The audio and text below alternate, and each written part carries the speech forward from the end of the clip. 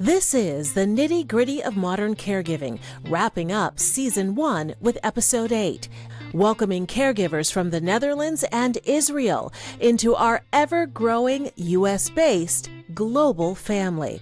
You know, I've had people ask me when they're going to get to hear from my mom, Ruby, talking about her dementia journey, and I wanted to let you know that that's something we're working on for Season 2, so stay tuned. For the sake of time, again, we're going to bypass our shared moment of self-care, not because it's not important, it is, but we're going to get right into today's special guest. Yep. That's her. We call her Miss Juanita, an exercise instructor who taught us how drumming can enhance our lives and saves hers. All right, drum roll, please. Da-da-da-da-da-da. Welcome, Juanita. I have wanted you on my podcast for so long. I'm happy to have you here. I'm happy to be here. Thank you so much. Yep. So as many of you know, I'm caring for my mom. She lives with us. Her name is Ruby, and she has dementia, like so many other 7+ million people in the United States. And Juanita teaches this wonderful activity that I wanted to share with all of you, not just for people with dementia and their caregivers, but people who have all sorts of challenges. It's good for so many things, and we're going to get into all of that. But the other part of this is the why. It's the why you got into teaching, the heart and the passion that's behind it. That's the real story. So we're going to break it all down. Yes, I'm ready. Okay, so it is called cardio drumming. Coolest thing ever. Had never heard of it before. Tell us about cardio drumming. I was introduced to it down in the Villages, Florida. The Villages has many different recreation centers, and I happened to walk into this particular one, and I heard all of this loud drumming and a lot of voices, and I said, well, let me investigate to see what's going on in there. And I must have seen about 100 people drumming on beach balls, and they were doing it to music, and it looked rhythmic, it looked engaging. You could see the enthusiasm on everybody's face. They were smiling, they were moving, they were dancing, they were enjoying the movements. And I said, gee, this looks like something I would love to do. And since I'm a former music teacher, I brought it to Virginia, where I now live. It is an activity that's supposed to get your heart rate up, and it's without playing tennis or running and jumping and hopping everywhere, which a lot of us at my age, which is 82, we can't do that as easily as we used to. So cardio drumming is another way to get your heart rate up without wearing your body down to a pulp. It improves your sense of rhythm, coordination, balance. It lubricates your joints, and overall it's just a healthy activity that's fun to do. You know what I noticed about it? It's adaptable because not everybody in the class has dementia, number one. You can sit down and do it. Yes. You can make it work for you. I've seen videos of people in wheelchairs doing it, and the thing that amazes me about it is that people who maybe can't with dementia even finish a sentence or a thought can keep a rhythm. Absolutely. It's fascinating. It is fascinating. In fact, I have one student who's had a massive stroke and has lost a lot of brain matter, is not very well coordinated, has to have someone with her 24/7. She comes to the class. Her sense of rhythm is incredible, and her ability to follow the steps, even standing up, is also awesome. I marvel at how she navigates through the activities and loves doing them. She even sings along. Many times she remembers the lyrics to certain tunes that we're doing. She just bubbles. And then I have another student who's having some movement issues, and she sits down and does all of the activities, which makes this activity very flexible. Like you said, it's adaptable for anybody with any ailment. And it has been therapy for me because I'm dealing with my husband who has dementia. The disease has taken over his whole mind and his whole body.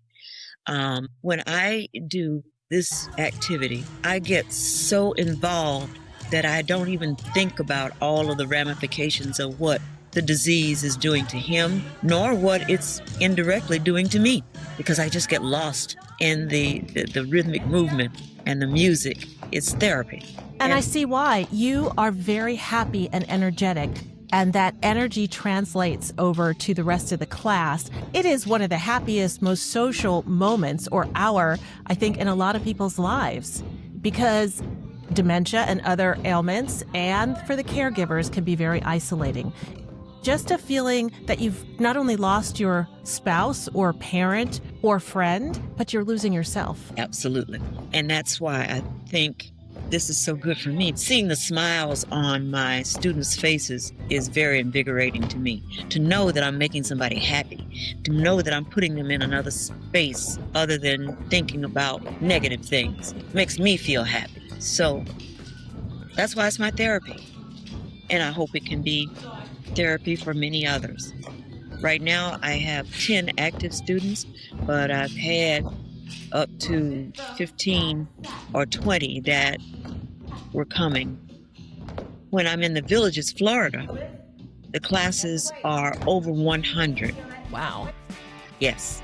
And sometimes they take the cardio drumming to the outside. They're so big that they just have a multitude of people listening and watching and doing and performing. Well, that's the other thing. So if you're not able to make one of your classes or you don't happen to live in Florida, you can take this idea, blow up a ball, get some drumsticks and get a bucket, and you can do it at home with your loved one to some music that is special to you or just makes you feel like you're alive. Exactly. In fact, I have my sticks right here right now. And you can use a chair, which is what I'm doing. You can use a floor. You can use anything as a drum. And sticks, you can use a knife and a fork. Maybe take a plastic knife and a wooden fork. Anything that you want to use, it's you can improvise. And one of the things that inspires you to be so passionate and so determined to share this information is because your husband, Henry, didn't exercise.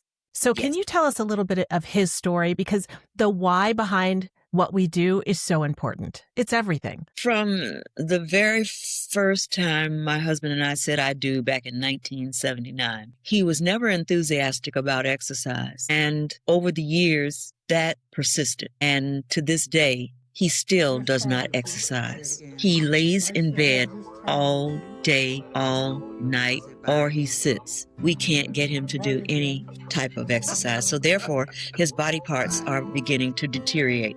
He has to use a walker to get around. I think his story is fascinating because he is a very smart man. Yes. He studied Russian literature and language, which back in the 60s would have been a very tough thing to do as a Black man. Well, this is what drew me to him. For one thing, he has and still has a brilliant mind, even though the dementia is there. But what attracted to me to him was his intellect. He was very quick-witted. He was funny because his wit was so on point, and his knowledge of languages, not only just Russian, but he knew a little French, a little Spanish. He even could say certain phrases in Farsi. He had to learn Latin. And he did all of this as an undergraduate student at University of Chicago. He then went on to the military immediately after that because he couldn't find a job teaching Russian. So he said, I think I'll take a 4-year stint in the Army. They stationed him in Turkey, and I'm sure it was to do surveillance. And once he got out of the Army, he decided to go to graduate school on the GI Bill, of course, because he was raised in a poor section of Chicago. So he went to University of Chicago on a full scholarship. And then he got to go to Brown University to get his PhD on a full ride. He knew how to get resources to improve his education. He did end up getting a PhD in Russian. He even studied in St. Petersburg, Russia for 6 weeks. So he still was not able to get a job with the federal government as a teacher of Russian. So he started teaching at Lincoln University, and he went on to several other HBCUs, Tuskegee, and he ended up at Florida A&M University in Tallahassee, where he taught languages and literature. And he was definitely very well respected for his knowledge. He's always been a writer, a teacher, and he was always the life of the party. We would always have big social gatherings at our home, and everybody looked towards him to just have a good laugh. How did you first realize that something was wrong? There were incidences of forgetfulness, but he was clever enough to cover up the forgetfulness by saying it was somebody else's fault or some incident made him forget momentarily, but he was in charge of everything. Therefore, he fooled me. He started also having fender benders. He'd come home with a dent in the car, and I'd say, well, how did that happen? There was a horse in the middle of the road directing traffic, and I happened to bump into that. Or my brakes seemed to have lost the power, and when I pushed the brake, they didn't come on. And this kept happening more frequently. I finally convinced him to go and see a doctor, a neurologist, because I suspected he might have dementia. Also, I started going to dementia classes in Atlanta. So I convinced him to go to a couple of the classes, and he was in total denial. He says, I don't have that. So, of course, when we went to the neurologist, we got no support for that, except that he had lost some brain matter in his frontal lobe, but not enough for them to declare him with dementia. So I lived with that for a while, but I still kept going to the classes. I even went to a workshop with Teepa Snow, who is known in the area of dementia and Alzheimer's. She was one of our guests on one of our podcasts. Yes, she's fabulous. Amazing, Teepa. She is. And everything she said and did pointed to the fact that he had some type of dementia. But I couldn't convince any doctor to give him that diagnosis. The next incident that took place was most alarming. I found missing from both of our bank accounts. And I immediately questioned him because he's the only one that would have access to our accounts. And he indeed told me, he said, I sent that amount of money to India. He said someone interrupted a call that I was on and said that my funds at our bank were being misused and that there might be a scammer out there trying to take our money. And if I would send our funds to India, to this bank that would take care of it, the money would be returned. And he did exactly what they said. He walked into Bank of America and requested a wire transfer to India. They only asked for 2 or 3 questions, but didn't ask me, since I'm a joint owner on all these accounts. They didn't question me at all, didn't notify me. They just went ahead and did the wire transfer. Once a wire transfer is done, the money is gone forever.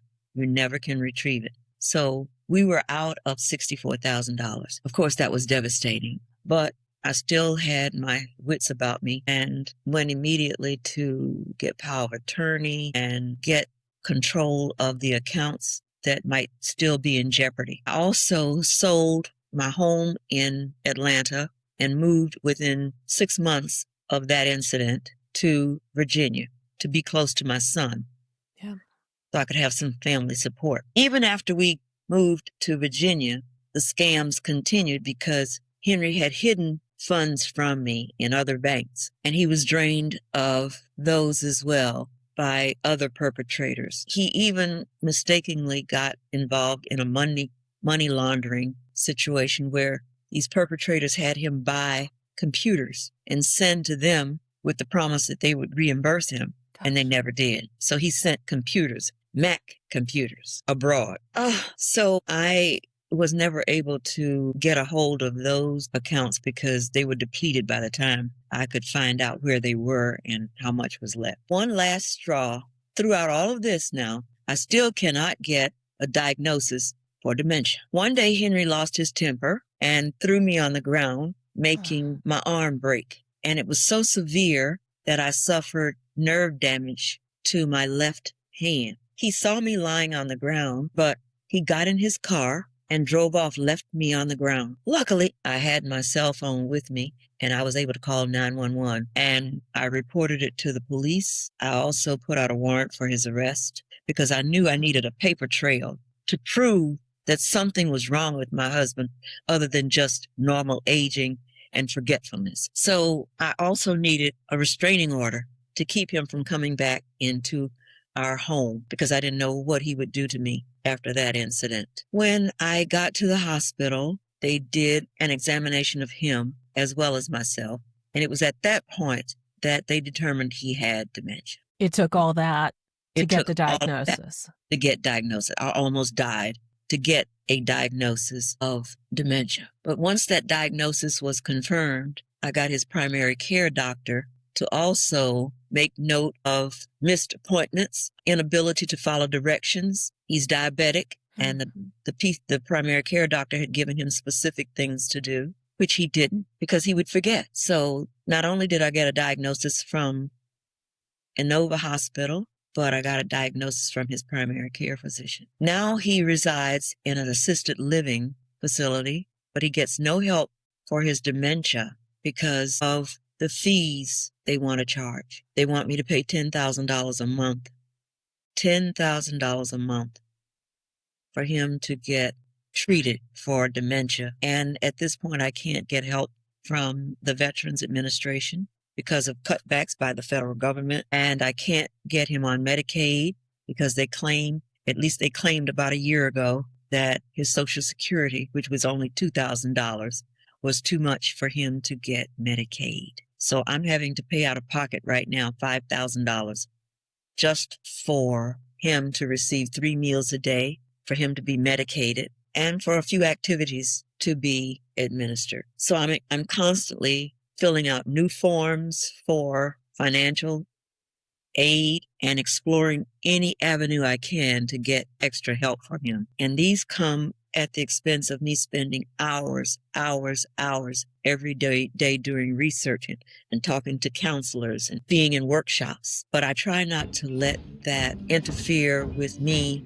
keeping myself motivated to stay healthy. I eat right, I exercise, I do brain exercises, I try to mingle socially, I try to do everything in my power to stay above all of the negativity that's going on in my life.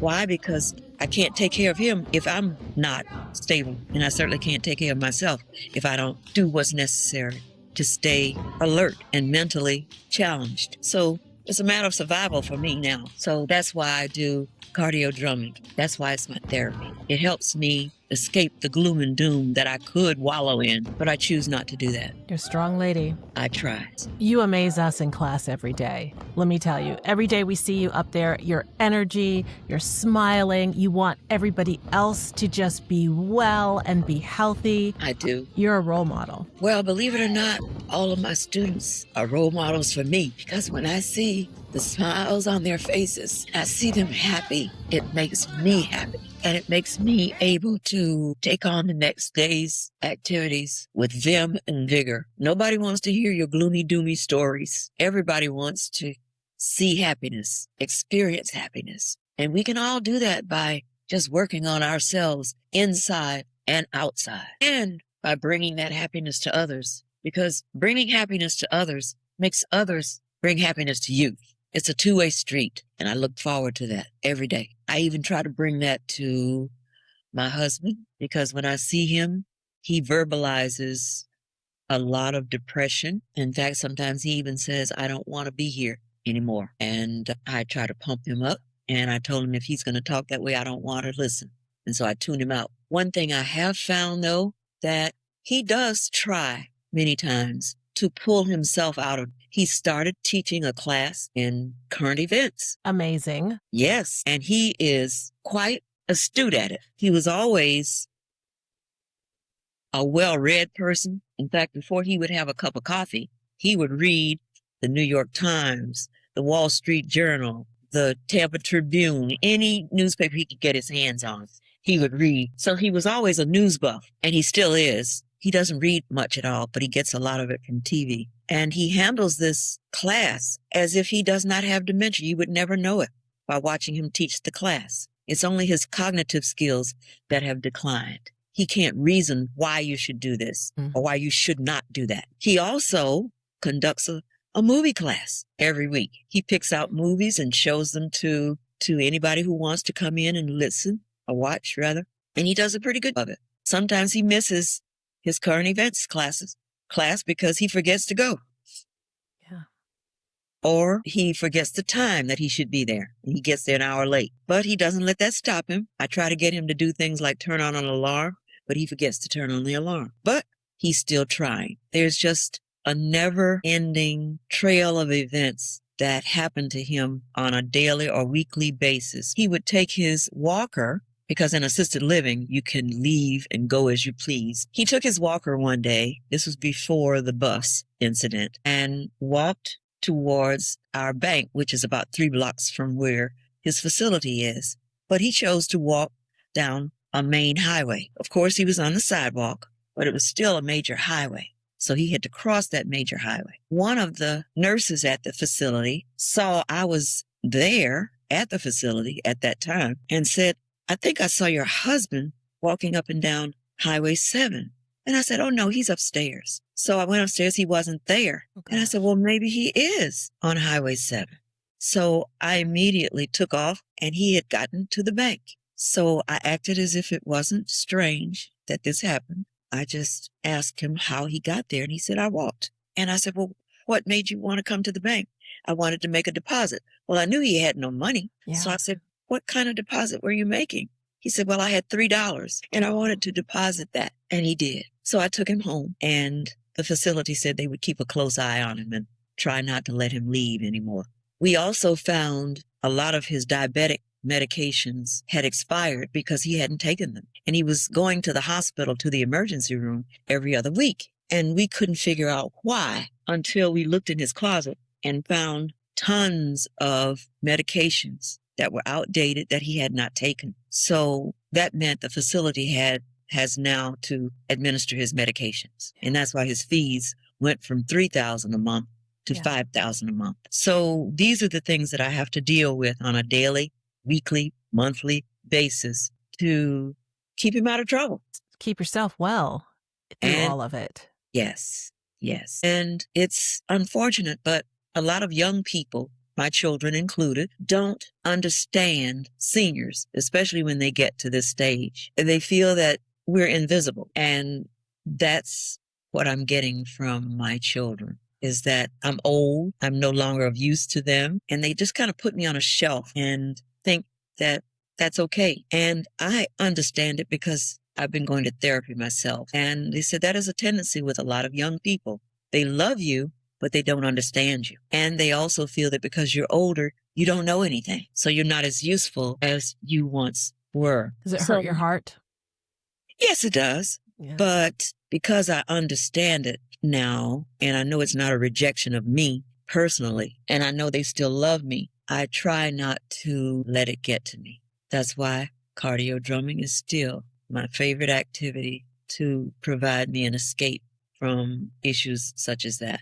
I also found that by talking with people who are my age, who are going through similar circumstances, I'm able to communicate so well with them. They understand. We understand each other. And that gives me a sense of knowing that where I am, I'm okay, and that I will be okay. I also am a firm believer in God and how religion can play an important role in surviving. How your church can also be a point of communication where you get understanding. Right now, I'm a member of a support group from my church that deals with dementia and Alzheimer's. This church also reaches out to people who are suffering with any kind of malady. And I go there for religious purposes as for support.